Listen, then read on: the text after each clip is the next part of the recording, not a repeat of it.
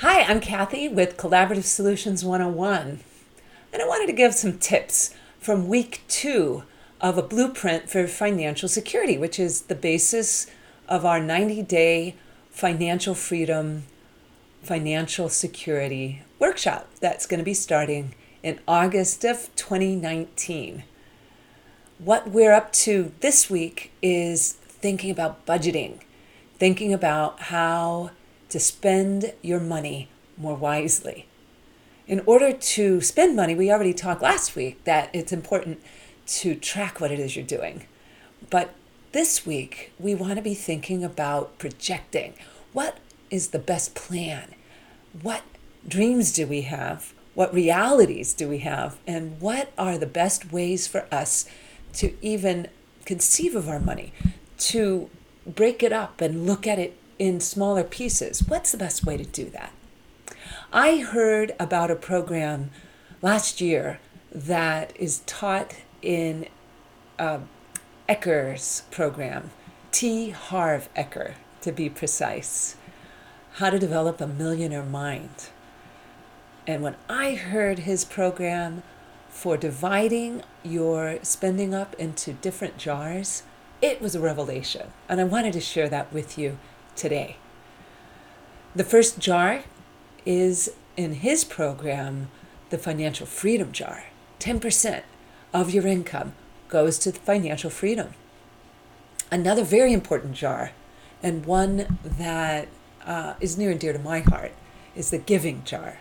He wants you to put aside 5 to 10% in that jar. Another important jar is prudent savings. Having enough of a short-term savings, 10% of your money ought to go into that fund until it is full and you know that you have about 6 months of your expenses in case of an emergency. Other jars in this program include education, one that I think is absolutely vital. Imagine a couple where there is a perhaps traditional way of splitting up the activities when they're small children. Frequently, a mom is staying at home, not earning, and a dad is out working hard and not contributing as much to the daycare or the child care. What is unfortunate is that sometimes in those cases, there's no education fund. And what can happen is resentment, because chances are, in part of the professional development that a husband is earning or getting in his work, that includes professional development. If they as a couple haven't set time aside for an education fund, then they aren't developing together as a couple, and certainly she is in a position where she might feel resentful, like she has to beg maybe to get money to learn or develop in ways that are important, not only for her, but for their common interests, their children, and also for their marriage. It's very important. Something that I hope each and every person can do is to dream a little bit about things that they hope to achieve. Because when you're dreaming, what you're going to want to do is look to see what money you can find.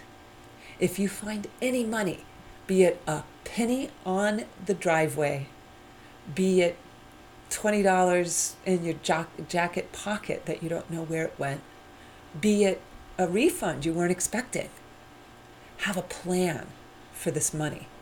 Have a jar to put your gratitude money, all your found money. Say thank you, thank you, thank you, and then put that money right there.